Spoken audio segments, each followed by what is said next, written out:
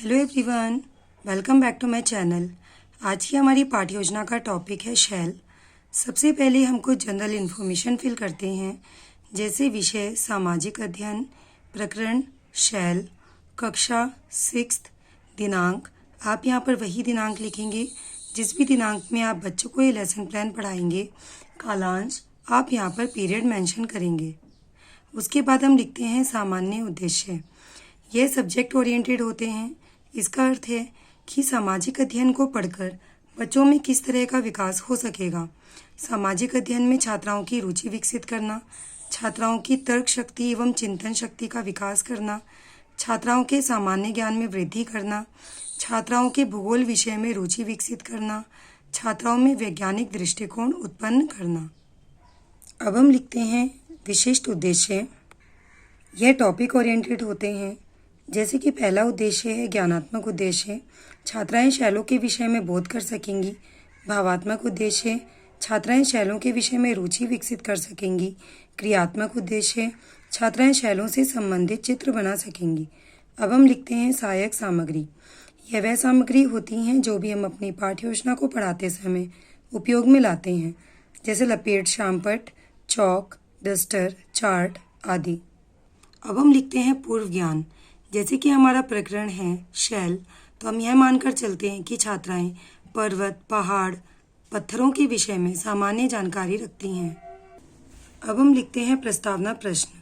यह वे प्रश्न होते हैं जो भी हम अपनी पाठ्य योजना को पढ़ाने से पहले बच्चों से पूछते हैं, जिससे कि हम यह जान सकें कि बच्चों को हमारे टॉपिक से रिलेटेड कितनी प्रीवियस नॉलेज है। यह संख्या में 4 से 5 होते हैं और इन प्रश्नों को हम जिगजैग फॉर्म में बनाते हैं। जैसे कि पहले प्रश्न का जो भी उत्तर आएगा, हमारा दूसरा प्रश्न उसी से संबंधित होता है। इसके लिए हम एक टेबल बनाते हैं जिसमें लिखते हैं क्रम संख्या, छात्राध्यापिका क्रिया और छात्रा क्रिया। पहला प्रश्न है हम किस ग्रह पर रहते हैं, तो बच्चे आंसर करेंगे पृथ्वी पर। पृथ्वी की ऊपरी भाग को क्या कहते हैं, तो बच्चे आंसर करेंगे भूपटल। भूपटल कैसा होता है, भूपटल कहीं ऊंचा व कहीं कठोर नीचा होता है। अब हमारा अगला प्रश्न है भूपटल पर पर्वतीय भाग किससे बना होता है, तो बच्चे आंसर करेंगे शैल। शैलों के विषय में आप क्या समझते हैं। हो सकता है कुछ बच्चे इसका आंसर दें और हो सकता है कुछ बच्चे इसका आंसर ना दे पाएं। हम यहाँ पर लिखेंगे संभावित उत्तर। अब हम लिखते हैं उद्देश्य कथन और बच्चों को बताते हैं छात्राओं, आज हम शैलों के विषय में विस्तार पूर्वक अध्ययन करेंगे। अब हम अपने शिक्षण बिंदु बनाते हैं।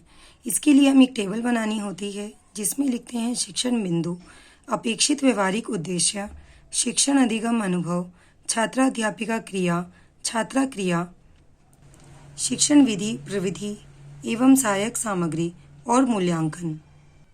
हमारा पहला शिक्षण बिंदु है शैल। अपेक्षित व्यवहारिक उद्देश्य में लिखेंगे छात्राएं ज्ञान का प्रत्यास्मरण करेंगी। विकासात्मक प्रश्न, चूना किससे प्राप्त होता है, तो बच्चे आंसर करेंगे शैल या चट्टान। शैलों के विषय में आप और क्या समझते हैं। हो सकता है कुछ बच्चे इसका आंसर दें और हो सकता है कुछ बच्चे इसका आंसर ना दे पाएं। हम यहाँ पर लिखेंगे संभावित उत्तर। हमने यहाँ पर बच्चों से प्रश्न पूछे हैं, इसलिए शिक्षण विधि प्रविधि में लिखेंगे प्रश्नीकरण प्रविधि।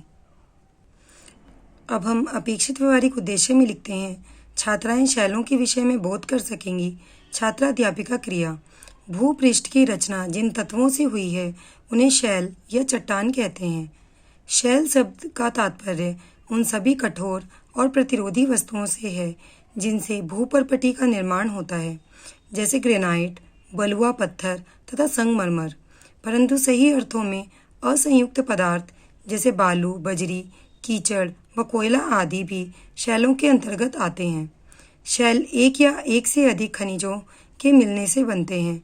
कुछ शैलों में लोहा, तांबा और सोना जैसे आर्थिक महत्व के खनिज भी होते हैं।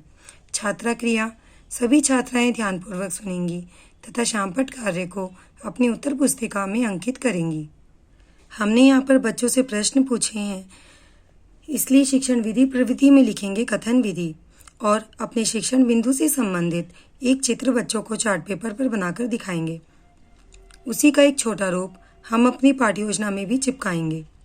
हमने यहाँ पर बच्चों को चार्ट पेपर दिखाया है, इसलिए शिक्षण विधि प्रविधि में लिखेंगे प्रदर्शन प्रविधि और अंत में हम एक मूल्यांकन प्रश्न पूछते हैं जिससे कि हम यह जान सकें कि बच्चों को कितना समझ में आया है और कितना नहीं।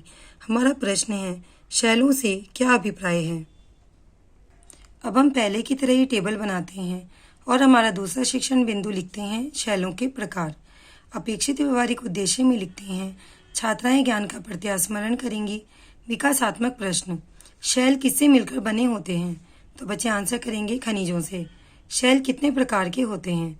हो सकता है बच्चे इसका आंसर ना कर पाएं, हम यहाँ पर लिखेंगे संभावित उत्तर। हमने यहाँ पर बच्चों से प्रश्न पूछे हैं, इसलिए शिक्षण विधि प्रविधि में लिखेंगे प्रश्नीकरण प्रविधि। अब हम अपेक्षित व्यवहारिक उद्देश्य में लिखते हैं छात्राएं शैलों के प्रकारों के विषय में रुचि विकसित कर सकेंगी। छात्रा अध्यापिका क्रिया, शैलों के प्रकार। उत्पत्ति के आधार पर शैलों को 3 भागों में बांटा गया है। पहला, आग्नेय शैल। स्थलमंडल के नीचे गर्म पिघला पदार्थ होता है, वह ठंडा होकर कठोर हो जाता है जो आग्नेय शैल बन जाता है, जैसे ग्रेनाइट। दूसरा, अवसादी शैल। जब शैलों के छोटे छोटे कण या अवसाद बहता पानी हिमानी या पवनी बहाकर भूभाग या समुद्र पर जमा कर देती है, तब अवसाद की परतें अपने भार या ऊपर से समुद्र के पानी के दबाव के कारण कठोर हो जाती है, वह अवसादी शैल कहलाता है। उदाहरण के लिए चूना। तीसरा, कायांतरित शैल। जिन शैलों का निर्माण आग्नेय तथा परतदार शैलों के रूप में परिवर्तन के कारण होता है, इन्हें रूपांतरित शैल भी कहते हैं, जैसे स्लेट आदि। छात्रा क्रिया में लिखेंगे। सभी छात्राएं ध्यानपूर्वक सुनेंगी तथा शामपट कार्य को अपनी उत्तर पुस्तिका में अंकित करेंगी। हमने ये शिक्षण बिंदु बच्चों को समझाया है, इसलिए शिक्षण विधि प्रविधि में लिखेंगे कथन विधि। और हमारा मूल्यांकन प्रश्न है, शैलों के 3 प्रकार कौन कौन से हैं। अब हम अपना तीसरा शिक्षण बिंदु लिखते हैं और पहले की तरह ही टेबल बनाते हैं। शैलों का महत्व। अपेक्षित व्यवहारिक उद्देश्य में लिखेंगे छात्राएं ज्ञान का प्रत्यास्मरण करेंगी। विकासात्मक प्रश्न, शैलों का विभाजन किस आधार पर किया गया है? तो बच्चे आंसर करेंगे उत्पत्ति के आधार पर। शैलों के महत्व बताइए। हो सकता है बच्चे इसका आंसर ना कर पाएं, हम यहाँ पर लिखेंगे संभावित उत्तर। हमने यहाँ पर बच्चों से प्रश्न पूछे हैं, इसलिए शिक्षण विधि प्रविधि में लिखेंगे प्रश्नीकरण प्रविधि। अपेक्षित व्यवहारिक उद्देश्य में लिखेंगे छात्राएं शैलों के महत्व के विषय में रुचि विकसित कर सकेंगी। छात्रा अध्यापिका कथन, मृदा शैलों से प्राप्त होती है। मृदा से मानव के लिए भोजन मिलता है। इसके साथ ही विभिन्न कृषि उत्पादों से उद्योग धंधों के लिए कच्चा माल भी प्राप्त होता है। भवन निर्माणकारी सामग्री शैलों से प्रत्यक्ष और परोक्ष रूप से प्राप्त होती है। शैल भी सभी प्रकार के भवनों की सामग्री का एकमात्र स्रोत है। छात्रा क्रिया में लिखेंगे। सभी छात्राएं ध्यानपूर्वक सुनेंगी तथा शामपट कार्य को अपनी उत्तर पुस्तिका में अंकित करेंगी। हमने ये शिक्षण बिंदु बच्चों को समझाया है, इसलिए शिक्षण विधि प्रविधि में लिखेंगे कथन विधि। और हमारा मूल्यांकन प्रश्न है, शैलों का महत्व बताइए। अब हम लिखते हैं पुनरावृत्ति प्रश्न।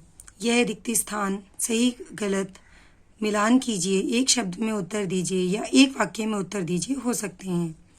हमारा प्रश्न है, रिक्त स्थानों की पूर्ति करें। एक या एक से अधिक खनिजों से मिलकर डैश बनते हैं। शैल डैश प्रकार के होते हैं। कायांतरित शैल को डैश भी कहा जाता है। अब हम लिखते हैं शामपट कार्य।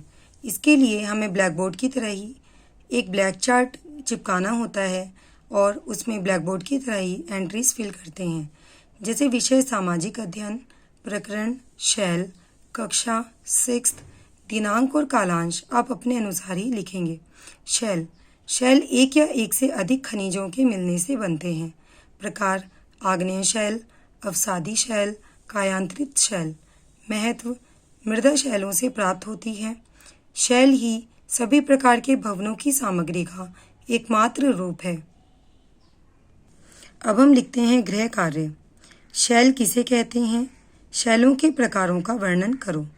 संदर्भ पुस्तिका NCERT द्वारा अनुमोदित कक्षा 6 की सामाजिक अध्ययन की पाठ्य पुस्तक। यदि आपको यह वीडियो अच्छी लगी हो तो प्लीज़ वीडियो को लाइक करें, शेयर करें और मेरे चैनल को सब्सक्राइब करें। Thank you.